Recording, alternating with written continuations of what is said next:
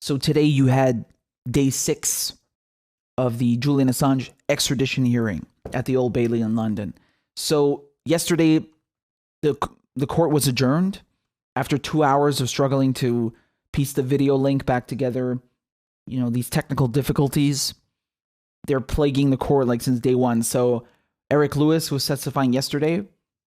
He had to continue his testimony today.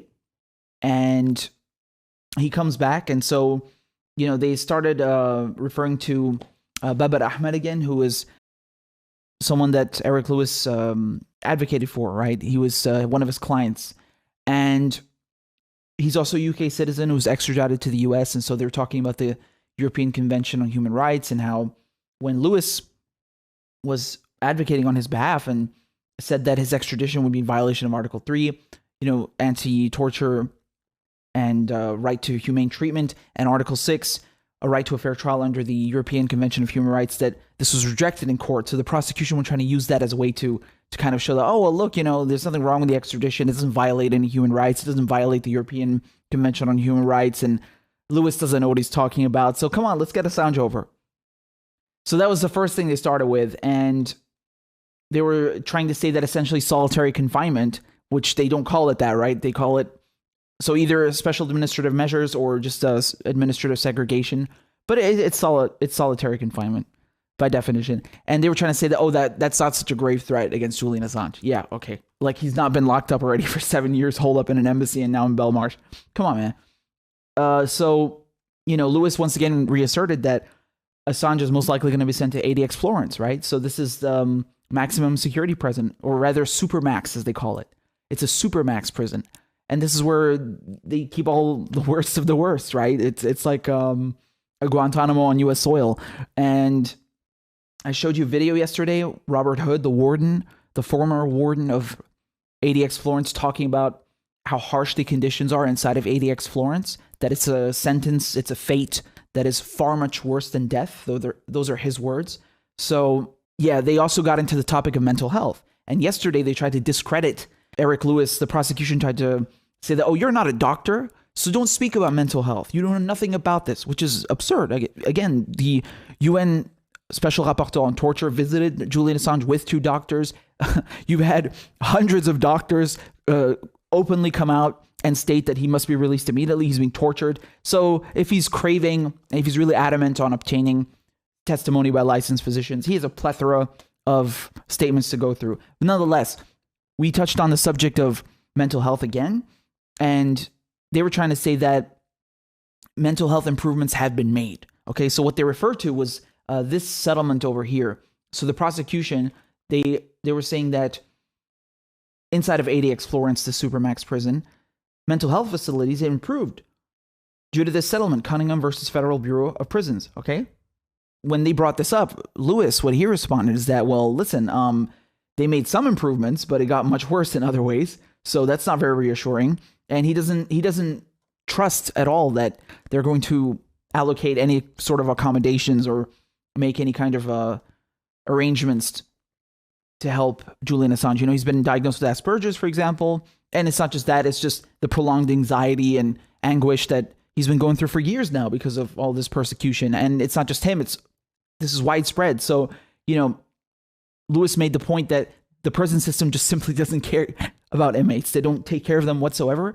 Even when it comes to COVID, for example, he said that they haven't taken any precautions regarding that. And then the prosecution tried to say, well, what do you know about how the prisoners are treated? And he said, well, I have the latest statistics, and 12% of all prisoners in the U.S. have COVID now.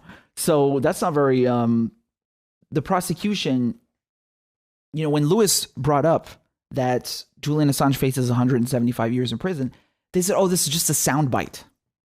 The prosecution said that's a soundbite. No, it's not.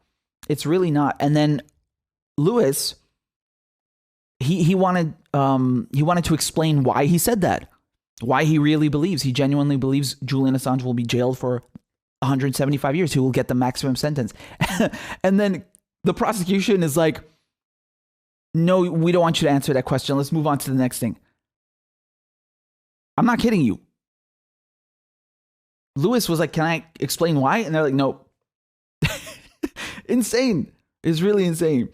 So, the prosecution, they were saying that it's not likely Julian Assange will get the 175 years because if you look at the sentencing guidelines and if you look at AUSA Kronberg, the federal prosecutor, he's made statements and, he asserted that that's not likely. And what they tried to do, essentially, what the prosecution did here is they tried to paint the sentencing as lenient. And I mean, the mental gymnastics here is unbelievable because what they did is they started citing examples of people they had persecuted and saying that this is lenient. So for example, the first one is a CIA whistleblower, okay, Jeffrey Sterling. So you can see here, he was threatened with 130 years in prison. Sorry, it just jumped again. So he was threatened with 130 years in prison. And he ended up getting 42 months. Okay. So the prosecution, they use this essentially to say, well, look, clearly there's no risk of Julian Assange getting 175 years. Okay. Well, if that's true, then why are you charging him with 175 years, you bastards? And you know what happened afterwards? I'm not afterwards, during, I'm talking within a few minutes. Jeffrey Sterling himself, he came out and said that what they're doing is obscene because they essentially tortured him when he was in jail, right? They wouldn't give him any proper medical treatment, and it's just so disgusting. Let me pull up his tweet for you. Yeah, so he said, once again, the prosecution in the Assange hearing has seen fit to refer to my Espionage Act travesty case to assuage sentencing fears. The prosecution incensed I received 42 months. They wanted far more. And then he also posted another tweet saying that a U.S. prison is not the holiday that Assange prosecution makes it out to be. My sentence was 42 months and I could have died because of conditions and horrible medical care. So it's as plain as it gets, right? He's telling you straight up what it's like. He's telling you straight up. But nonetheless, the prosecution ironically tried to use his example as some kind of testimony of leniency on behalf of of U.S. sentencing. It's just absurd.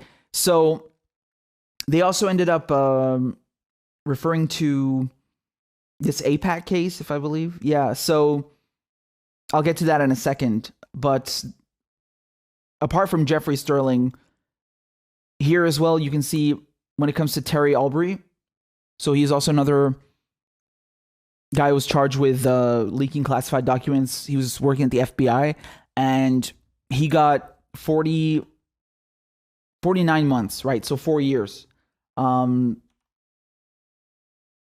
they were citing that as some kind of example of leniency. I mean, it's absurd, right? These are people who were trying to expose corruption, crimes, and they shouldn't even gone to jail. And then, it's crazy.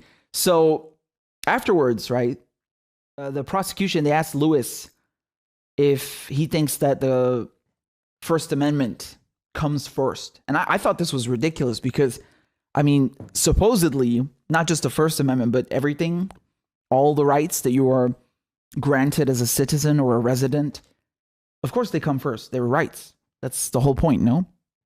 I don't understand what that question was. What they were trying to say essentially was that, listen, even if Julian Assange is a journalist or whatever, and even if he has First Amendment rights, which the prosecution does not believe, Mike Pompeo does not believe, that doesn't mean that he's allowed to leak classified info. And then they asked a stupid question like, are you allowed to jump over the White House fence? That's not the same thing.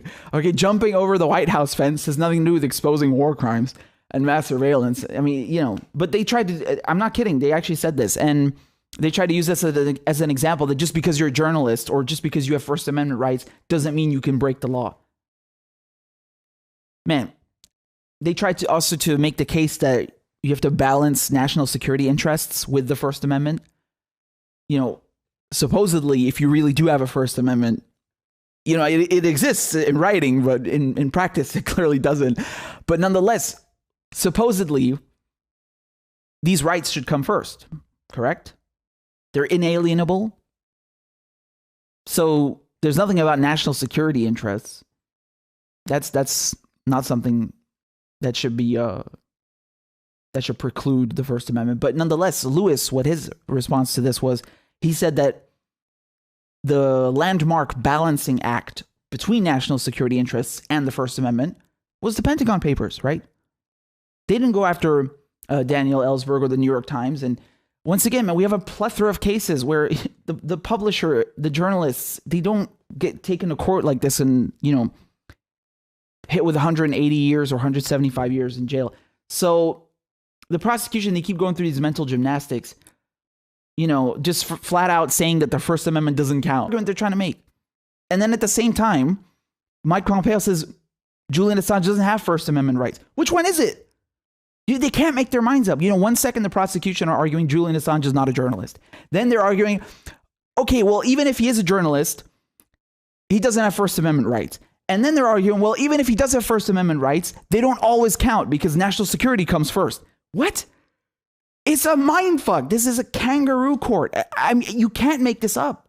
I mean, any judge within their right mind would have thrown this out within the first 5 minutes. Now, Vanessa Baraitser, she is in her right mind. Unfortunately, she has no integrity. She's corrupt and she works for the U.S. government, not the Crown Prosecution Service or on behalf of the British people. So this was a case where you had Stephen Rosen and Keith Weissman. They were caught spying for AIPAC, essentially. And the 60-page document that was written up by the Supreme Court essentially said that the Espionage Act was not unconstitutionally vague. Okay, well, why did they drop the charges? I think that they dropped the charges because they're working on behalf of AIPAC. I mean, AIPAC, this is the Zionist Israeli lobby. They get away with murder. Of course the charges were dropped. This has nothing to do with what the Supreme Court decision was. Okay. Yeah. Just look at the US's Liberty. Nothing. No repercussions. Just look at the Hotel David bombing, where they put hundreds of kilos of TNT and killed dozens of British officers and civilians in Palestine. No repercussions. Just straight up acts of terrorism. So it's no wonder that when they get caught spying as well inside of the US, and this is, keep in mind, this is just a few years ago. Also, no repercussions, of course. So they were trying to say that, well, listen, the Supreme Court ruling states when it comes to the Espionage Act, the language is not vague. Okay. And so their point, the prosecution's point was that we can go after Assange and there's nothing vague about this. We can definitely use it against them. Just the mental gymnastics, the reaches, it's every single minute.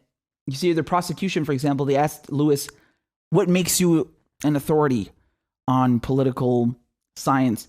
Have you ever published any peer-reviewed articles? Which is what they asked Feldstein, if I recall correctly. I don't know. They keep asking the same line of questioning, right? Like, have you been paid by Assange to be here? Have you ever worked for Assange? Why did you criticize the trial publicly? Oh, you're biased, huh? Your political views are overshadowing your expertise. Do you even have expertise? Have you ever published any peer-reviewed articles? It's always the same crap. It's an attempt to discredit the expert witnesses that are testifying because they're all in agreement that this is a sham trial, that this is undemocratic, it's unjust, it goes against the First Amendment, it's unprecedented, et cetera, et cetera. So, of course, the prosecution has no choice but to start discrediting them because they have nothing to go off of, except, once in a while, the mental gymnastics. So, well, every minute, the mental gymnastics. So, they asked him, have you ever published any peer-reviewed articles? And he's like, no. I don't know what that has to do with Julian Assange, but, there you go. And then again, we come back to this, what Mark Feldstein said on the first day of the trial. So the Obama administration, what the prosecution is trying to ascertain is that Obama didn't specifically decide not to prosecute Julian Assange. He just didn't prosecute him. Okay? You understand the nuance there? And that's what Feldstein said. And Lewis said he doesn't agree. He thinks that the Obama administration took the decision not to prosecute. They were conscious of this. It was a calculated step. Okay? And how does he know this? Because if you look at the Washington Post article from 2013, it says so. The Department of Justice has all but given up pursuing charges against Assange, right? moreover, it's just a fact. I mean, it's just historical record. They did not go after Julian Assange, and they went after Chelsea Manning. So obviously they knew that there's a distinction here between source and publisher, and they couldn't go after Assange without going after all journalists. And you had even a statement from one of the Department of Justice's spokesmen who said this. And so here you go. Here's the statement. I'll read it to you. This is from Matthew Miller. It's the same article, by the way, in the Washington Post. And he says that the problem the department has always had in investigating Julian Assange is there is no way to prosecute him for publishing information without the same theory being applied to journalists. And if you're not going to prosecute journalists for publishing classified information, which the department is not, then there is no way to prosecute Assange. So it's very clear cut. It's very clear cut. And Lewis, he says that Obama, the Department of Justice and his administration decided not to take action against Assange, right? So this is a calculated decision. So, yeah, and then once again, here we go again with the discrediting. You know, the prosecution's answer to this is so ridiculous, but the prosecution, their rebuttal was that, well, how do you know that? Do you have firsthand knowledge of what went on in the Obama administration? Did you talk to federal prosecutors? And then Lewis is like, no. and prosecution asserts that, oh, okay, so you're just going off of what the media reported. I said, yes. Yes, but there were leaks in the media. We'll get to that in a second about the leaks, right? But nonetheless, I mean, this is mental gymnastics here. It really is. They're trying to alter the historical record, essentially. It's insane, right? They're basically going off of an alternate universe timeline, trying to act like Obama did have, you know, the grand jury impaneled on purpose, and there was an investigation ongoing, and he just passively decided not to prosecute Assange, and there was legal basis. Every goddamn day, man. So Lewis, his response to this was that, no, this is nonsense, not just because of the media reports, but because of the fact that when it comes to the federal prosecutors, especially now in the Trump era, it's a top-down bureaucracy, okay? And how do we know this? Because William Barr, the Attorney General, has said himself that the Department of Justice essentially serves as the hands of the Trump administration, meaning that they are there to work at his discretion. Well, that's not what their role traditionally is, right? That's not usually what happens. Technically speaking, allegedly, the DOJ and federal prosecutors, the AUSAs, are supposed to go off of their own intuition and prosecute things whether there's a legal basis, you know, in place, not just what the president tells them to do. They're not there to work on behalf of the president.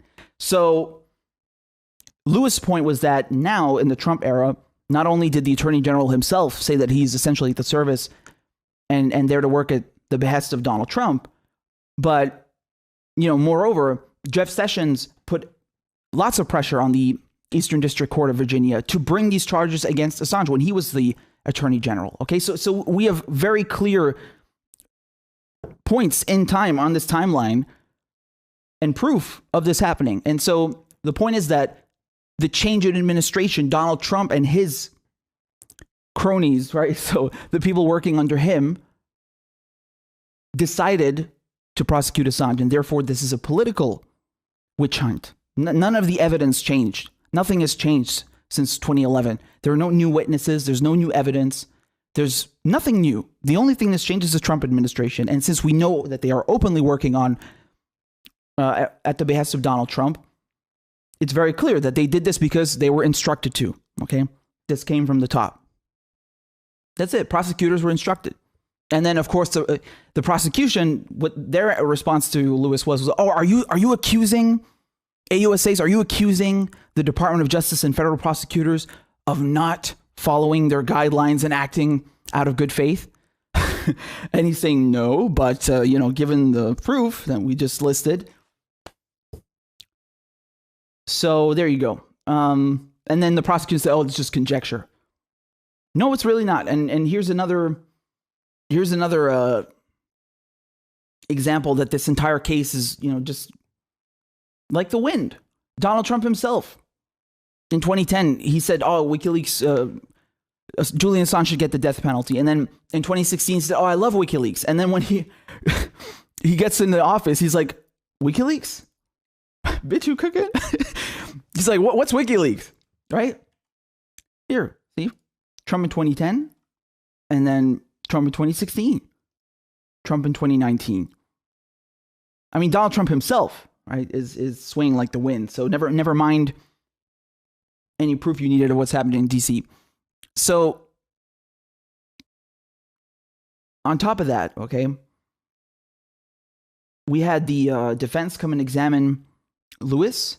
And once again, they brought up this point about the Washington Post article and Matthew Miller. And then, yeah, I mean, Donald Trump openly said, I can do whatever I want with the Justice Department. If that, I don't know how much more clear we can make this. Like if Jeff Sessions pressuring the EDVA and William Barr saying we are the hands of the president, and if that's not clear enough to you, I don't know what is. Okay. And it's not just that, by the way, you got to remember also the Southern District of New York, just back in June, if I recall correctly, Donald Trump fired one of the judges there. He's running the DOJ. Okay. That's the point being made here. And since Trump is running the DOJ and he's telling prosecutors what to do, it's very clear this is a political witch hunt. It's contingent upon whatever mood he's in, yes? And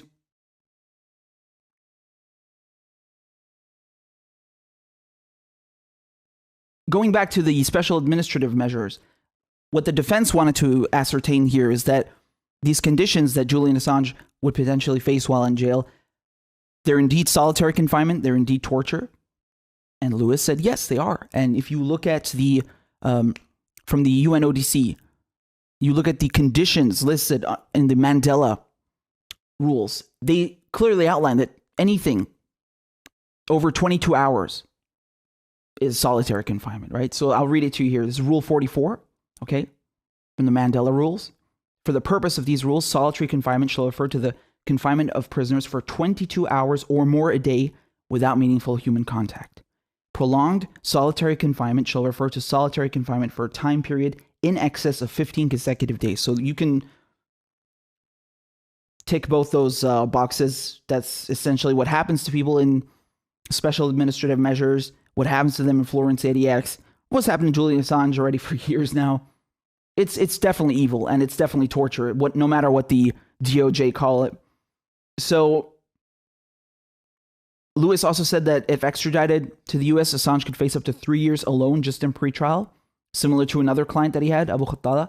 And afterwards, when they were talking about sentencing, so yeah, we'll get to this in a second. Durkin really made a good talk about this. So the 175 years. So the next witness that came in, this guy, he's Thomas Durkin, okay? He's a criminal defense attorney, practiced law for 47 years, and he teaches in Chicago, teaches national security law at the Loyola University in Chicago. So what he said is that this case with Julian Assange is extremely delicate. I mean, not just because of the political nature, obviously, but the evidence in this trial is classified, a lot of it, right? That's the whole ruckus that they're making about it. Oh, it's classified material.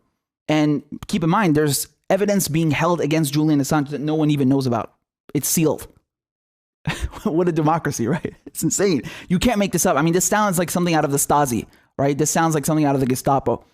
And it's real. But it's not just that. It's generally speaking, Durkin's point was that because there's so much classified material at play here, this makes it virtually impossible. It makes it extremely difficult for Julian Assange to build any kind of defense. Moreover, his attorney, whoever that might be, if he's extradited in the US, would not even be able to discuss the classified material with him. Is not allowed. And keep in mind, in these, in Alexandria Detention Center, where he'll probably be held for pretrial in Virginia, and then ADX Florence in Colorado, the Supermax prison, they will record all of his conversations with his lawyer anyway, if that's not bad enough. There's no client-attorney privilege. But regardless, his point was that the attorney can't even discuss this evidence with the client. And moreover, the thing is that he doesn't think AUSA Kronberg is going to declassify any of the material in order to help Assange build a defense. And the prosecution, their response was that, oh, well, what you're saying then is it's a bit inconvenient that there's classified materials to deal with because, you know, you have to be in a special location to review them if you're allowed to review them. And it's just an inconvenience. That's what they tried to paint it as. And he's, you know, Durkin told him, no, it's not just an inconvenience. It makes any kind of defense, any kind of legal counsel impossible. They're not even allowed to discuss the goddamn material with the client. So Durkin goes on to talk about the sentencing, right? So his point was that even if Julian Assange has some kind of good luck, quote unquote, it's still a life sentence at this point. You know, he's 49 years old, Assange.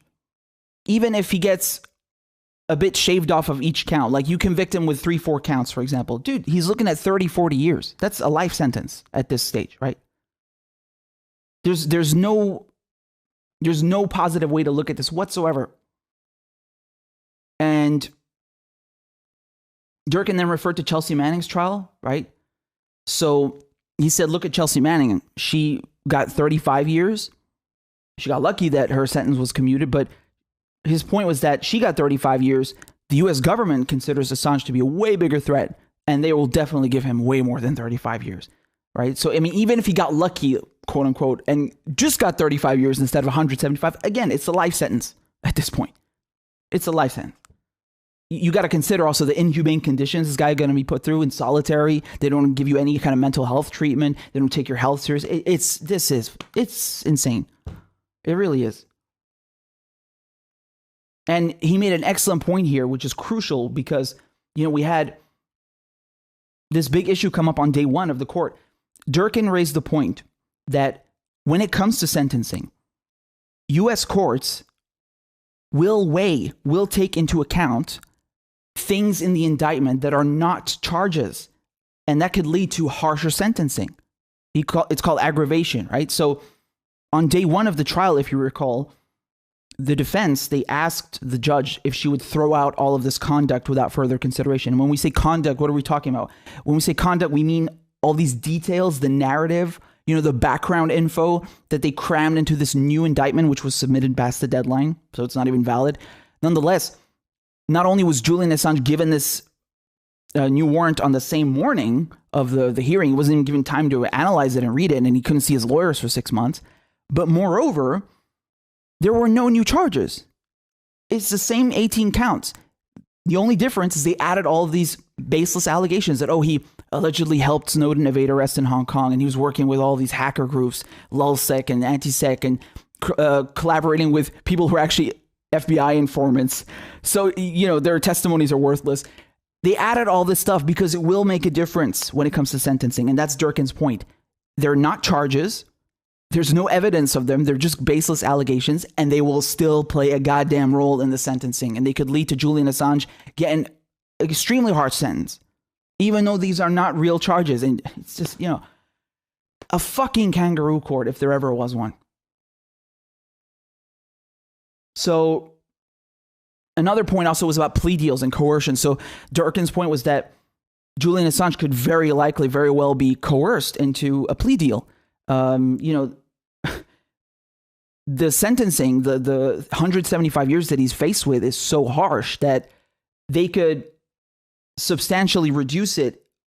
And even then it would still be for maybe 30, 40 years. So it's a life sentence either way. But just in order to get some kind of leniency, if that even exists in this case, yeah, they could coerce Assange into striking a plea deal and squeezing him for information, sources, etc. So that's the point Durkin was trying to raise. And they would definitely use that against him, okay? So that's what you got to keep in mind. They will use that against him. Fitzgerald, when he was talking to Durkin, cross-examining him, he asked him, do you think that the grand jury acts as a safeguard, as a buffer against an overzealous prosecutor, or some, you know, prosecutor who has ill intentions, let's say, right? He was like, no, he doesn't think so. Why? Because you have no appeal system when it comes to the grand jury. You are screwed. And he's never heard of a case where a grand jury did not return an indictment. as they did with Assange. You can't even appeal it. And they got 3, right? So this superseding indictment that came in last month is the 3rd one. So then the prosecution, it was their turn to talk to Durkin. And they asked him, do you think Assange will be denied a fair trial, or that it's just difficult to get a fair trial in his case?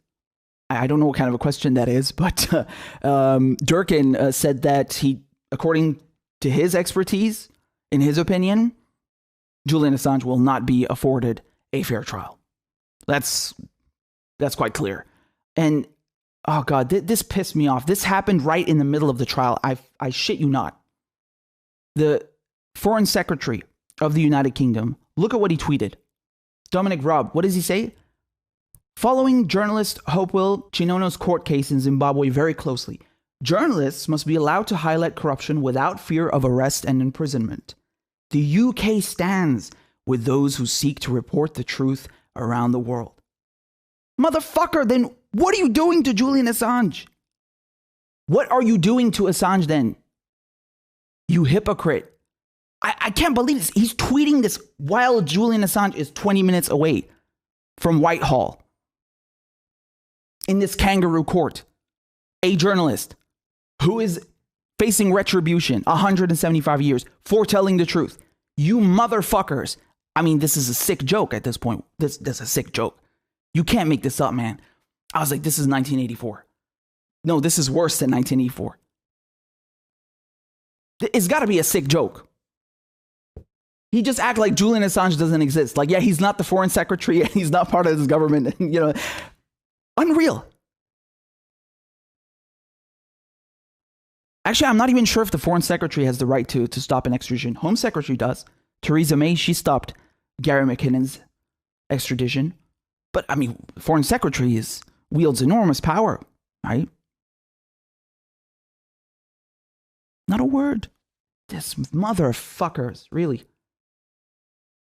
So that just I was really, I'm still in disbelief about this. Like, it's almost a sick joke. It's almost they're trolling Assange and people who are paying attention. So afterwards, going back to Durkin, his expert testimony, he said that in his view, when it comes to preparing the trial, I mean, as we said, he wouldn't be able to even discuss these classified documents and the evidence being used against him and the materials that related to the case. But moreover, preparing a case, especially one of this caliber, requires enormous amounts of money, a lot of personnel. And man, when you're dealing with classified information, I mean, it's basically all but impossible to deal with this. And it's designed on purpose so that you don't even bother going to trial. And once again, going back to the previous point, they can be coerced into a plea deal. And then they can maybe force Assange to reveal information. And of course, they get to decide what is enough and how much is enough. But it's designed on purpose to make sure that it's too costly, it's too taxing emotionally, financially, physically, in any regard to go to war with them, to go to trial. And by the way, this doesn't apply to Assange. I think this is the entire criminal justice system in the US and in the UK to screw poor people, minorities, political prisoners. Yeah, it's designed that way on purpose so that they can hold you hostage, essentially. And so going back to Obama, Durkin, he agreed also, just like Lewis, that there was a clear-cut decision. There was a conscious decision not to prosecute Assange because there was no legal basis for it. And this is not just because of the fact it didn't happen, but moreover, because the then Attorney General, Holder, for example, he declined to prosecute Assange as well. And so it's just Trump who reopened this entire issue for political reasons. I think one point that he raised was that Trump was doing this because he benefited from WikiLeaks in 2016. And so in order to cover that up and shut away Julian Assange in some hole, he's going after him. I don't know what to say about that. I mean, I don't think that, I mean, you could argue that Trump benefited from the leaks about Hillary, but I think in general, there was no way Hillary was going to win because people already knew how corrupt she is. It's just, it's Hillary. We didn't need the leaks to prove that. And also, I don't like this Russiagate bullshit that, oh, WikiLeaks was working with Trump. No, let's not go down that. That's not what he said. Again, don't get me wrong. Thomas Durkin did not say they were working together, but he said that that was maybe one of the reasons that Trump felt he had to do this. I don't think that's necessarily, I think in the larger scheme of things, dude, this is the national security state. Okay. So you can definitely say, yeah, Trump vilifies the media. He hates journalists. He said they're the enemies of the people. Sure. And they made public statements. Pompeo, Sessions, they all want to go after WikiLeaks. But the Obama administration also set a precedent. You know, they also hit a record of how many journalists they were prosecuting with the very same 1917 Espionage Act. So this is a continuous pattern that we're seeing on behalf of every administration. And Trump is on track to beat Obama's record, right? So it's always the same shit, man. You know, it's like Chuck Schumer said, this is an issue regarding the CIA, regarding the intelligence community. They are the ones who are pulling the strings here because they feel that they have been attacked. WikiLeaks has committed an affront against them, essentially, in their eyes, right? So that's why this is happening. No, I don't think this is so much about Trump's ego than it is anything else. I think this is the national security state. So that just, yeah. And, you know, moreover, there was another point that Durkin raised was that it wasn't the grand jury that indicted Julian Assange. It was the Department of Justice. And, you know, when it comes to the leaks that were happening at the time, you know, in the Washington Post and these statements that the DOJ just couldn't go after Assange because there's no legal basis to do so. What they raised in court today was that because the prosecution said you're basing your opinions off of media reports, not firsthand knowledge. You're just guessing. And again, I believe this was Lewis who said so, that, well, listen, if these leaks were not true, the government, the Obama administration, would have put out counter leaks, if you will. They would have put out contradictory statements and leaked those. And they didn't, right? And again, not to mention, they just didn't prosecute Assange. It's that clear cut, man. I mean, this is ridiculous. Once again, Assange was not in the embassy the entire time under Obama's tenure. So that's not an excuse, as the prosecution said the other day, that, oh, they couldn't arrest him using the embassy. No, he wasn't. Not the entire time. Moreover, you know, we're talking about the U.S. here, okay? We're talking about Mr. Drone Daddy. If he wanted to get Assange, he would have gotten him. What are you talking about? Anyway, that's not to say Obama was lenient with journalists or something. No capacity. So there you go. I just wanted to bring you up to speed with the essentials, and, you know, we'll continue tomorrow, of course. If you found this video and this coverage informative and helpful, please consider supporting the show and supporting independent media. Thank you so much.